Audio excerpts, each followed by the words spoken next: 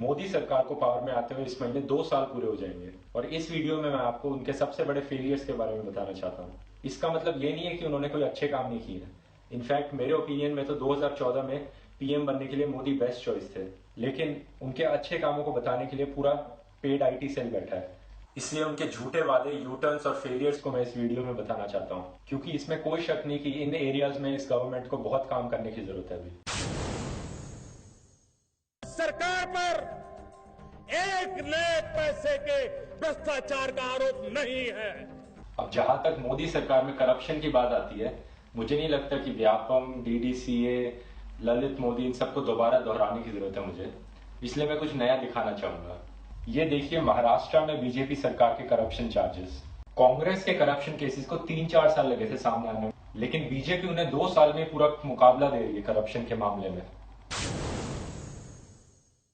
नवंबर 2013 में गुजरात सीएम मोदी का दावा था कि अगर बीजेपी पावर में आती है तो वो 1 करोड़ नई जॉब्स प्रोवाइड करेंगे, लेकिन पावर में आने के 1 साल बाद ही जॉब ग्रोथ 3 क्वार्टर्स में से लोएस्ट हो गया और आज इस साल जॉब ग्रोथ पिछले 7 सालों में लोएस्ट है। 2009 में यह आखिरी बार रेट इतना कम हुआ था। यानी जॉब्स क्रिएट करने में मोदी सरकार की परफॉर्मेंस यूपीए 2 सरकार से भी बदतर है। जितने लोग पार्लियामेंट में चुन करके आए हैं, उनके जितने भी पेंडिंग केसेस होंगे, जितने भी आपराधिक मामले होंगे, उन सारे के सारे मामलों के लिए अलग कोर्ट की रचनाएं की जाएगी। सुप्रीम कोर्ट की निगरानी में सारा काम चलाया जाएगा और 1 साल के भीतर भीतर दूध का दूध, पानी का पानी हो जाए। जो अपराधी हैं लेकिन राजनीति में आगे बढ़ चुके हैं, वो जेल जाएं, एक शुद्धि की शुरुआत हो जाए। ये तो सबसे बड़ा मजाक है। अगर हम कंपेयर करें मनमोहन सिंह की पिछली कैबिनेट को मोदी के नए कैबिनेट से, 66 मेंबर कैबिनेट में 21 लोगों पे क्रिमिनल चार्जेस हैं, ऑलमोस्ट 1/3, जिनमें से 7 लोगों पे सीरियस क्रिमिनल चार्जेस हैं, जैसे मर्डर, रेप, फ्रॉड और करप्शन के। इनमें से 7 लोग प्रोसिक्यूट भी हो चुके हैं। आरटीआई यानी राइट टू इंफॉर्मेशन एक्ट अभी तक करप्शन हटाने का सबसे इफेक्टिव टूल रहा है।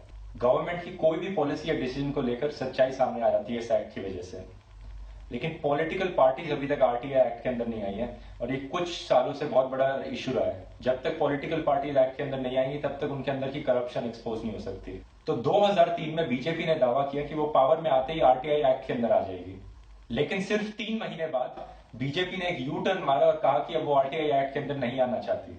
अगस्त 2015 में सारी पार्टीज को सुप्रीम कोर्ट ने एक नोटिस इशू किया कि वो आरटीआई एक्ट के अंदर आ जाए, लेकिन मोदी सरकार ने उसको भी रिजेक्ट करके कहा कि हमारी पार्टी की स्मूथ फंक्शनिंग नहीं हो पाएगी अगर हम आरटीआई एक्ट के अंदर आ गए तो। इससे साफ पता लगता है ये पार्टीज अपनी कॉर्पोरेट डीलिंग्स को छुपाना चाहती है।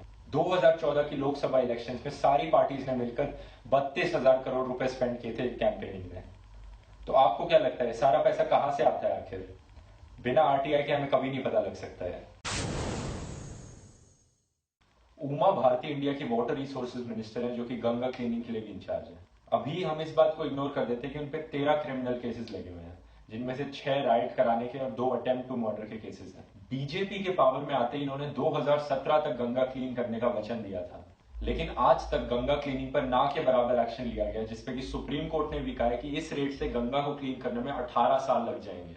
और उमा भारती ने जवाब में क्या दिया? उन्होंने गंगा क्लीनिंग की डेडलाइन को 2018 तक बढ़ा दिया। अगर आपको लगता है कि मैंने कुछ गलत बोला है या फिर आपको मेरे से कोई सवाल है तो आप मुझसे मेरे फेसबुक पेज पर पूछ सकते हैं। धन्यवाद।